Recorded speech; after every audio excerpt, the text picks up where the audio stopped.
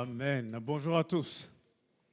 Je suis heureux de voir que nous sommes venus très nombreux pour encadrer nos bien-aimés qui vont passer par les eaux du baptême. C'est vrai que le baptême a toujours rassemblé du monde. Ça, c'est assez intriguant.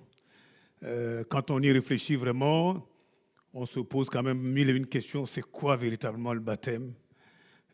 C'est tout un ensemble de symboles qu'il faut comprendre. Et la personne qui peut vraiment nous expliquer cela, c'est le Seigneur lui-même.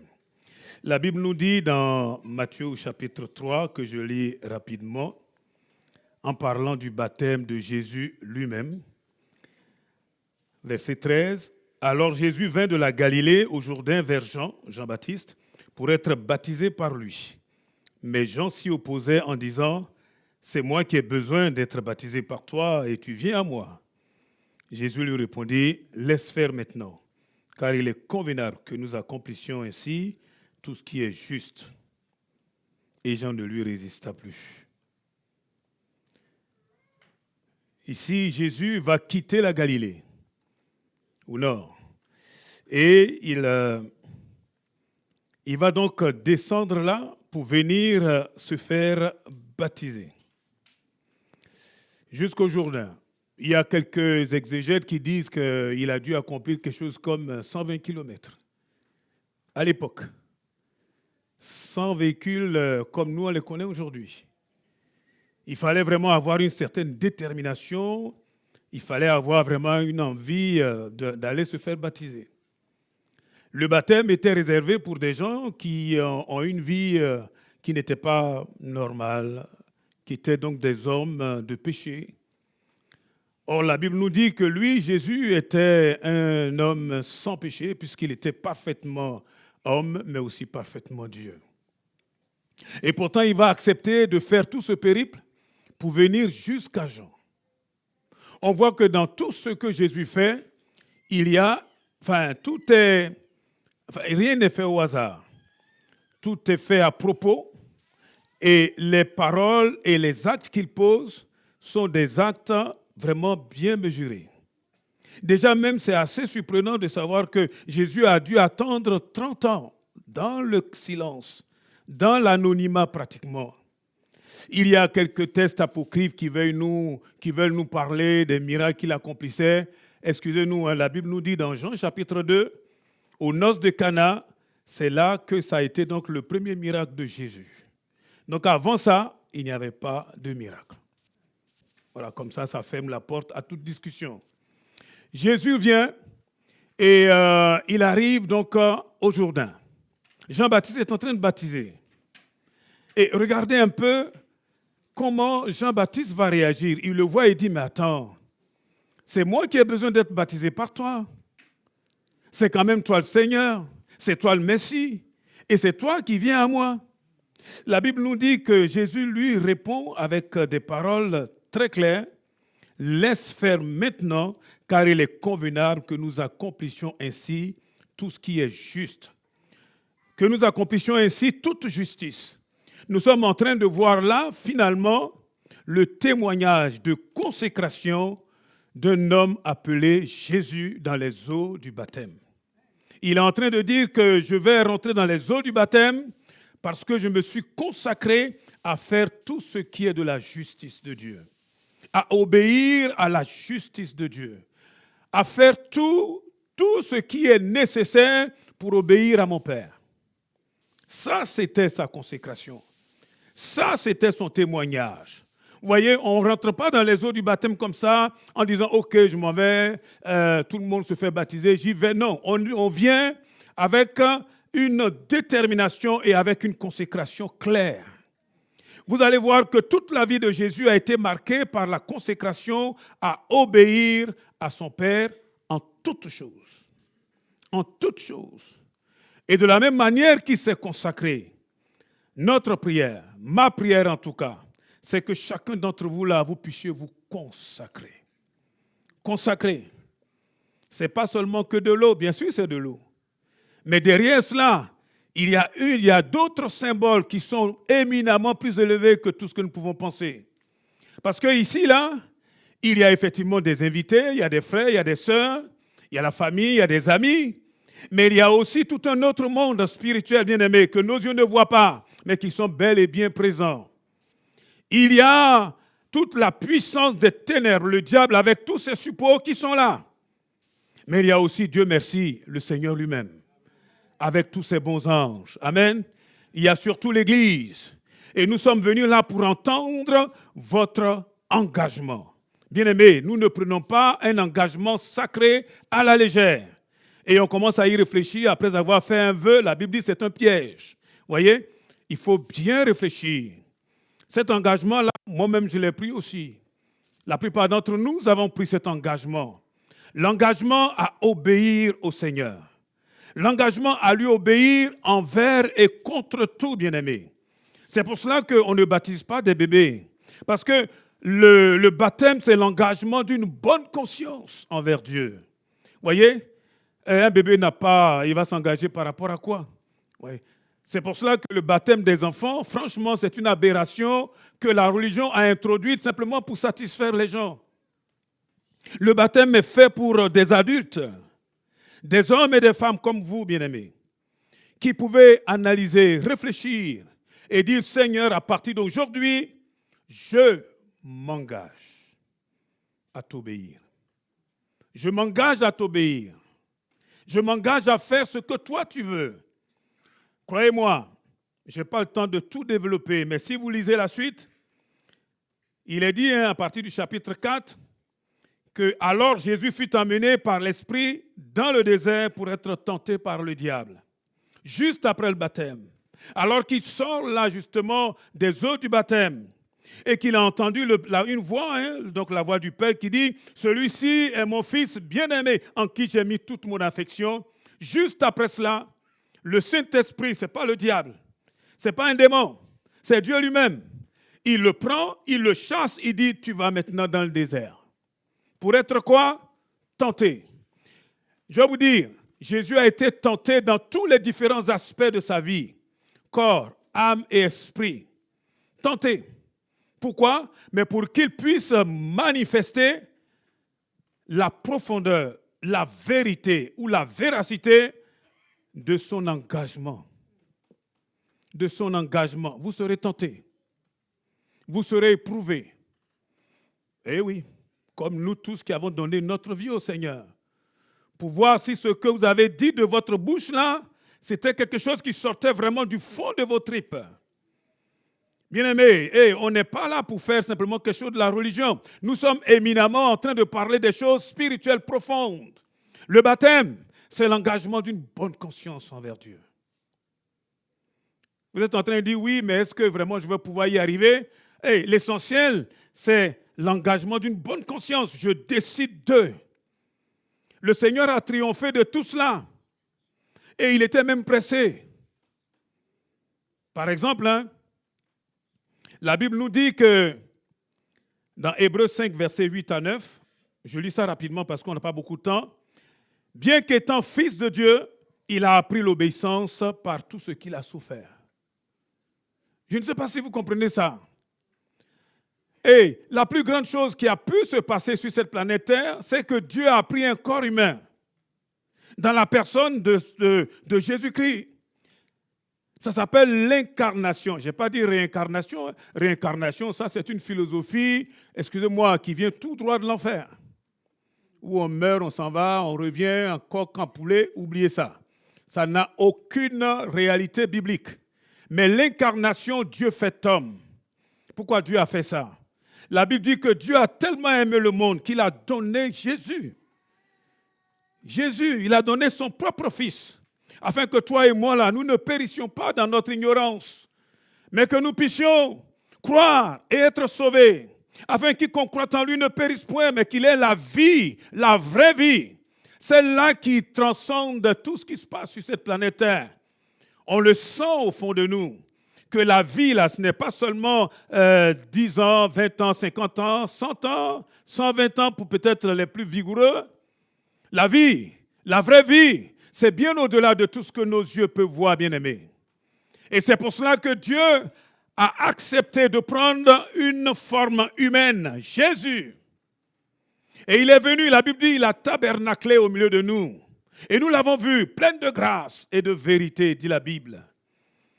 Et la Bible nous dit que Jésus a appris, bien qu'il fût fils, l'obéissance.